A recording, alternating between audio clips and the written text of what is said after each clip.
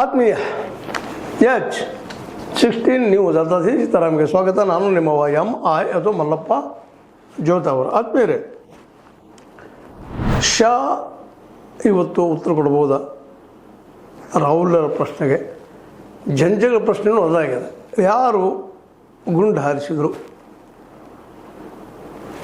ಈಗಾಗಲೇ CJP ಮುಖಂಡ ದೀಪ್ಕೆ, ಅಭಿಜಿತ್ ದೀಪ್ಕೆ, ಇದಕ್ಕೆ ಉತ್ತರ ಸಿಗದೆ ಹೋದರೆ ನಾವು ಮತ್ತೆ ಸ್ಟ್ರೈಕ್ ಸ್ಟಾರ್ಟ್ ಮಾಡ್ತೀವಿ, ನಾವು ನಿಲ್ಲಿಸುವುದಿಲ್ಲ ಅನ್ನುವಂಥ ಮಾತು. ಅದೇ ಕಾಲಕ್ಕೆ ಇದನ್ನು ಉತ್ತರ ಕೊಡುವಾಗ ನಾವು ನಿಲ್ಲಿಸೋದಿಲ್ಲ ಅನ್ನುವಂಥ ಮಾತು. ಈಗಾಗಲೇ ಇದನ್ನೆಲ್ಲ ಕೇಳಿ ಕೇಳಿ ಕೇಳಿ ಕೇಳಿ ಸಾಕಾಗಿರೋದಿಲ್ಲ. ನಿತ್ಯ ಬರೋದು ಉತ್ತರ ಬೇಕು. ಅದೇ ರೀತಿ ನಮ್ಮ ಶಾರ್ ಅವ್ರಿಗೂ ಸಾಕಷ್ಟು ಟೀಕೆ ಟಿಪ್ಪಣಿ ವಿರೋಧ ಪಕ್ಷಗಳು ಮಾಡಿದರು. ಇವತ್ತು ಅವ್ರಿಗೂ ಬೇಸರ ಬಂದ. ನಿನ್ನೆ ಇಲ್ಲ ನಾವು ಉತ್ತರ ಕೊಡ್ತೀನಿ ಅನ್ನೋದು ಏನೋ ಸ್ಟೇಟ್ಮೆಂಟ್ ಕೊಟ್ಟಿದ್ದಾರೆ.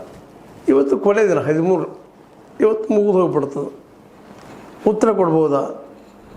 ಶಾರ್ ಅವರು ಉತ್ತರ ಕೊಡ್ತೀನಿ ಅಂತ ಹೇಳ್ತಾರೆ, ಚರ್ಚೆ ಮಾಡೋಣ ಅಂತ ಹೇಳ್ತಾರೆ.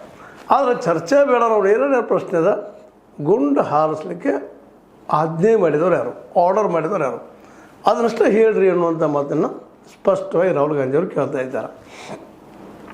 ಇದೇ ಕಾಲಕ್ಕೆ ಇನ್ನೊಂದು ಡೆವಲಪ್ಮೆಂಟು ಆಗ್ತಾಯಿದೆ. ಉತ್ತರ ಇವತ್ತು ಬರದೆ ಹೋದರೆ ಝಂಜಿ ಮತ್ತು CJP ಈ ಯುವ ನಾಯಕರು ಏನಪ್ಪ ಅಂದರೆ ವಿಶೇಷವಾಗಿ ಮತ್ತೆ ಈ ಹೋರಾಟ ಮುಂದುವರಿಸುವ ಎಲ್ಲ ಸಾಧ್ಯತೆ ಹೆಚ್ಚಾಗ್ತಾಯಿದ್ದವು. ಇದು ಒಂದೇನ ಮುಂದುವರೆದ್ರೆ ಈ ಝಂಜಿಗಳು ಅಥವಾ CJPಗಳು ತಮ್ಮ ಸ್ಟ್ರೈಕನ್ನು, ಹೋರಾಟವನ್ನು ಮುಂದುವರಿಸಿದರೆ ನಿಶ್ಚಿತವಾಗಿಯೂ BJPಗೆ ಅದರಲ್ಲೂ ಮೋದಿಯವರ ಸರ್ಕಾರಕ್ಕೆ ಮೋಸ್ಟ್ಲಿ ಈ ಕೊನೆಯ ಕ್ಷಣಗಳಾಗ್ಬೋದೇನೋ, ಕೊನೆಯ ದಿನಗಳಾಗ್ಬೋದೇನೋ ಅಂತ. ಯಾಕಂದ್ರೆ ಈಗಾಗಲೇ ಝಂಜಿ ಅಥವಾ CJP ರಾಷ್ಟ್ರವ್ಯಾಪಿಯಾಗಿ ಯುವಕರಲ್ಲಿ ಹಬ್ತಾ ಇದೆ. ಅದರಲ್ಲೂ ಕಲಿತಂತಹ, ಅದರಲ್ಲೂ ವೆಲ್ ಎಜುಕೇಟೆಡ್ ಅಂತ ನಾವು ಕರಿತೀವಿ, ಹೈಯರ್ ಎಜುಕೇಷನ್ ಅಂತ ನಾವು ಕರಿತೀವಿ, ಅದನ್ನು ಮಾಡಿದಂಥ ವಿದ್ಯಾರ್ಥಿಗಳು ಇದರಲ್ಲಿ ಹೆಚ್ಚಿಗಿದ್ದಾರೆ. ಅನ್ಎಂಪ್ಲಾಯ್ಡ್ ಇದ್ದಾರೆ.